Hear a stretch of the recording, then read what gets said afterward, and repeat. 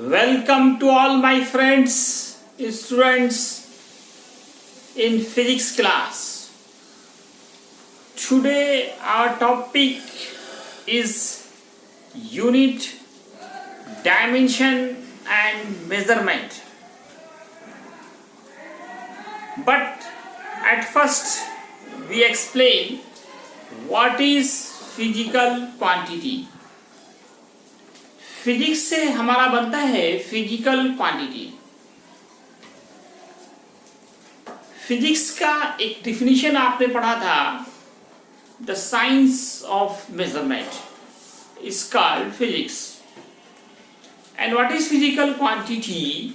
A quantity which can be measured, जिसे भी हम माप सकते हैं, मापा तौला जा सकता है, उसी का नाम होता है physical quantity. A quantity which can be measured is called physical quantity. ये इसका डिफिनेशन होगा. ए quantity which can be measured, which can be measured is called physical quantity.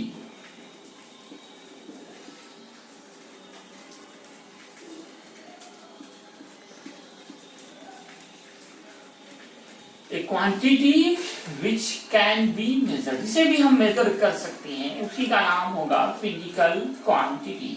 Physics हमें मेजर करना सिखाता है, और जिस क्वांटिटी को, जिस राशि को हम मेजर कर सकते हैं, which can be measured is called physical quantity. For example, आप लेंथ को मेजर कर सकते हैं, मास को मेजर कर सकते हैं, टाइम को मेजर कर सकते हैं, स्पीड को मेजर करते हैं, फोर्स को मेजर करना फिजिक्स सिखाता है, एनर्जी को मेजर करते हैं हम लोग. ये सब कहाँ सिखाते हैं, सीखते हैं हम लोग फिजिक्स में. फिजिक्स ही हमें किसी भी क्वांटिटी को मेजर करना सिखाता है. अब ये दोस्तों, मेजर करने के लिए क्या क्या चाहिए? To measure any physical quantity, two things are required. किसी भी क्वांटिटी को मेजर करना हो, to measure any physical quantity,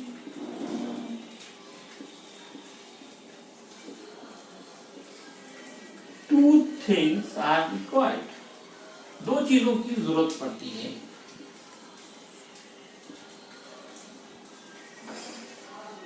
दो चीजों की जरूरत होगी. क्या क्या दोस्तों? एक तो आपको उसका न्यूमेरिकल वैल्यू चाहिए, न्यूमेरिकल वैल्यू, जिसको n से डिनोट करते हैं. दूसरा उसका यूनिट. जब तक हम दोनों नहीं बोलेंगे बात समझ में नहीं आएगी.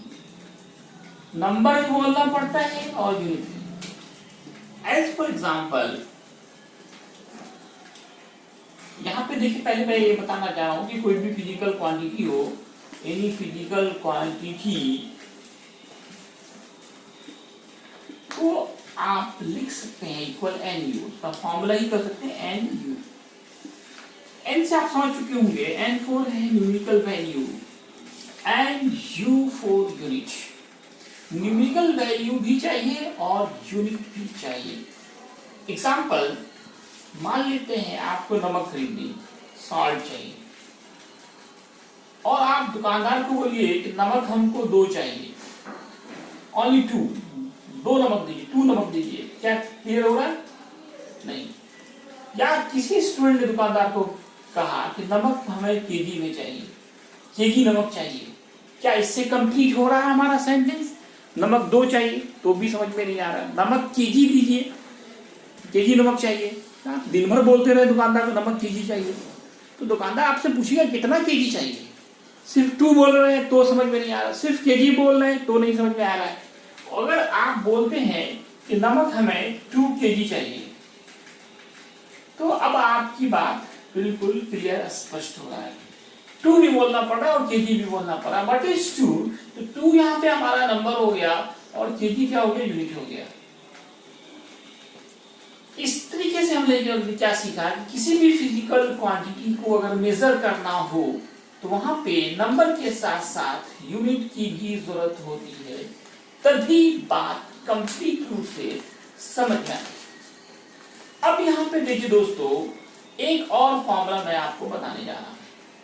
एक फॉर्मूला दिया हुआ किसी फिजिकल क्वांटिटी का फॉर्मूला अगर पूछे तो आप कहेंगे NU। अब मैं अगर आपसे सवाल पूछता हूँ कि 5 मीटर और 500 सेंटीमीटर दोनों में क्या रिलेशन है, या कौन बड़ा है कौन छोटा है, ये बराबर है, क्या कहेंगे आप, दोनों इक्वल है। अगर आप इसको N1 कहें 5 को, मीटर को U1 कह दें, 500 को N2 कह दें और इसको U2 कह दें, एक फॉर्मूला बन जाता है N1 U1 equal N2 U2। इसे क्या सीखा हम लोगों ने कि यूनिट चेंज होने पर नंबर भी चेंज होगा लेकिन मान में कोई परिवर्तन नहीं होगा। जब हमारा यूनिट चेंज होगा तो नंबर भी चेंज होगा लेकिन मान में कोई फर्क नहीं होगा, इसलिए N1 U1 इक्वल होगा N2 U2। उसी से अगर आपको N2 निकालना हो तो आपका फॉर्मूला होगा N1 U1 by U2। तो यूनिट्स को कन्वर्ट करने वाले न्यूमेरिकल्स एग्जाम में पूछे जाते हैं। यूनिट को एक सिस्टम से दूसरे सिस्टम में बदलना हो तब हम लोग इस फॉर्मूले का यूज करेंगे। फॉर एग्जांपल मैं देना चाह रहा हूं, आपको कन्वर्ट करना है, कन्वर्ट 50 ग्राम पर सेंटीमीटर क्यूब इनटू केजी पर मीटर क्यूब। तो दोस्तों ये एक एग्जांपल लिया जा रहा है, इसलिए एक फॉर्मूले एक सवाल भी हो गया हमारा, ये एग्जांपल एक क्वेश्चन से दिया जा रहा है। कन्वर्ट करना है 50 ग्राम पर सेंटीमीटर क्यूब को केजी पर मीटर क्यूब में कन्वर्ट करना है। तो आप ग्राम पर सेंटीमीटर क्यूब को किसमें कन्वर्ट करने जा रहे हैं, केजी पर मीटर क्यूब में। तो बड़ी आसानी से आप कर सकते हैं। मैं अभी है ना इस बोर्ड को पहले आप लिख लें, फिर मैं आगे बताने जा रहा हूँ। अब दोस्तों इसे सॉल्व कैसे करेंगे, स्टार्ट है। सॉल्व कैसे करेंगे, हमारा यहाँ देखिए क्या क्वेश्चन है ना, क्वेश्चन है कन्वर्ट करना है, कन्वर्ट मैं बार फिर क्वेश्चन के फॉर्म में लिख रहा हूँ 50 ग्राम पर सेंटीमीटर क्यूब इंटू केजी पर मीटर क्यूब में कन्वर्ट करना है। तो कन्वर्ट करना सीखें, इस तरह का एक क्वेश्चन तो एग्जाम में रहती ही है। N1 हमारा यहाँ पे होगा, जब इसको सॉल्व करेंगे तो पहले लिखेंगे सॉल्यूशन और गिवन। अच्छा स्टूडेंट बने, सॉल्यूशन और गिवन लिखने पे भी 1 मार्क मिलता है। यहाँ पे N1 की बात करें तो 50 होगा, U1 में हमारा ग्राम पर सेंटीमीटर क्यूब होगा, N2 हमें निकालना होगा, हमेशा बात होगा, U2 में केजी पर मीटर क्यूब होगा। अब आप N2 का फॉर्मूला पुट करें, क्या फॉर्मूला होगा, N1 U1 by U2। N1 कितना है 50, U1 में ग्राम पर सेंटीमीटर क्यूब, U2 में केजी पर metre cube. Gram by KG अलग करें और यहाँ क्या होगा, बाई के नीचे है कि ये पलट जाएगा, मीटर क्यूब आपका ऊपर जाएगा और सेंटीमीटर क्यूब नीचे जाएगा। 1 केजी को आप 1000 ग्राम लिख सकते हैं, यहाँ पे आप 1 मीटर को 100 सेंटीमीटर लिख दें, क्यूब है तो क्यूब तो डालना ही होगा।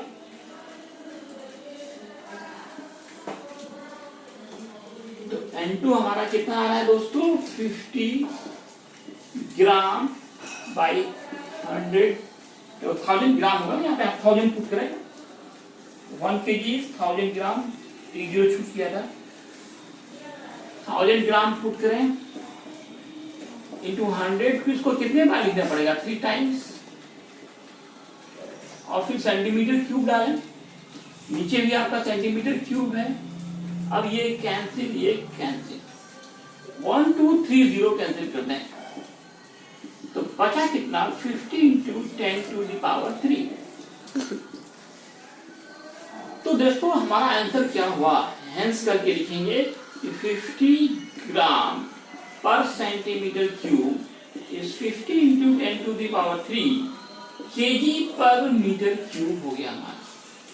ये फाइनल आंसर हो गया। इस तरह से करके हेंस का मतलब आता होता है कि 50 ग्राम पर centimetre cube is equal to the 50 into 10 to the power 3 KG पर मीटर क्यूब।